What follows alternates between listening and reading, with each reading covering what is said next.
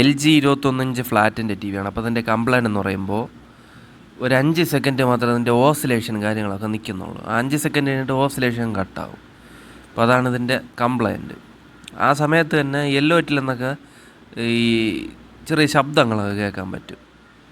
Okay, അപ്പോൾ എനിക്ക് മനസ്സിലായതെന്ന് പറഞ്ഞാൽ യെല്ലോറ്റി ഇവിടെ കംപ്ലൈൻ്റ് ആണ് എന്നാണ് എനിക്ക് മനസ്സിലായത്. അപ്പോൾ ഇതിൽ പവർ സപ്ലൈ മോഡുകളൊക്കെ വെച്ചിട്ടുണ്ട് ഈ ബോർഡിൽ. ഇപ്പോൾ പവർ സപ്ലൈ എന്തോ കംപ്ലൈൻ്റ് ആയിട്ട് വെച്ചതാണെന്ന് തോന്നുന്നു, റെഡിയാക്കാൻ പറ്റാതെ. അങ്ങനെയാണ് ഈ മോഡുകൾ സാധാരണ വയ്ക്കുന്നത്. 5 പേരുള്ള മോഡുകളാണ് ഇവിടെ ഇരിക്കുന്നത്. അപ്പോൾ യെല്ലോറ്റിൽ നിന്ന് ഈ ഓസിലേഷൻ ചെയ്യുന്ന ഒരു സമയത്ത് ഒരു 5 സെക്കൻഡേ ചെയ്യുന്നുള്ളൂ, പക്ഷേ ആ സമയത്ത് തന്നെ ഒരു ശബ്ദം കേൾക്കുന്നുണ്ട്, ഒരുമാതിരത്തൊരു ശബ്ദം. അപ്പോൾ യെല്ലോറ്റി എന്നാണ് എനിക്ക് തോന്നുന്നത്. എന്തായാലും യെല്ലോറ്റി നമ്പർ 6174V 6002K ആണ് യെല്ലോറ്റി നമ്പർ. അപ്പോൾ യെല്ലോറ്റി ഇവിടെ മാറ്റുകയാണ്. യെല്ലോറ്റി ഇളക്കി ഇതാ ഇവിടെ ഒരു കാര്യം കാണിച്ചു തരാം. ഇവിടെ ശ്രദ്ധിച്ചാൽ മതി. ഒന്ന് ഇവിടെ പിളന്നിരിപ്പുണ്ട് യെല്ലോറ്റിയുടെ ഈ കാലിൻ്റെ ഈ സൈഡിൽ കൂടെ.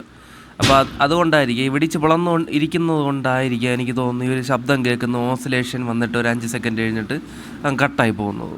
ഓസിലേഷൻ സ്റ്റഡിക്ക് നിൽക്കാത്തത് കൊണ്ടായിരിക്കും എന്നാണ് എനിക്ക് തോന്നുന്നത്. എനിക്കത് കൺഫേം ആയിട്ടുണ്ട്. അപ്പോൾ അതാ വേറെ യെല്ലോറ്റി ഇവിടെയാണ് സോൾഡർ ചെയ്ത് വയ്ക്കുന്നുണ്ട്. ഇനി ഇത് ക്ലീൻ ചെയ്യണം. നല്ല നീറ്റായിട്ട് ഇതാ ക്ലീൻ ചെയ്തിട്ടുണ്ട്. അപ്പോൾ ഇനി ഇതാ ടി വി ഒന്ന് ഓൺ ചെയ്ത് നോക്കാം. ഈ ടി വിയുടെ ബോർഡ് കണ്ടീഷൻ ആയിട്ടുണ്ട്. പക്ഷേ ഇവിടെ ഒരു കുഴപ്പമുള്ളതെന്ന് പറഞ്ഞാൽ ട്യൂബ് കംപ്ലൈൻ്റ് ആണ്, അതായത് ട്യൂബ് ഷോർട്ടാണ്. ഓക്കെ, അപ്പോൾ ഇത് ഓൺ ചെയ്ത് ഇവിടെ കാണിച്ചു തരാം.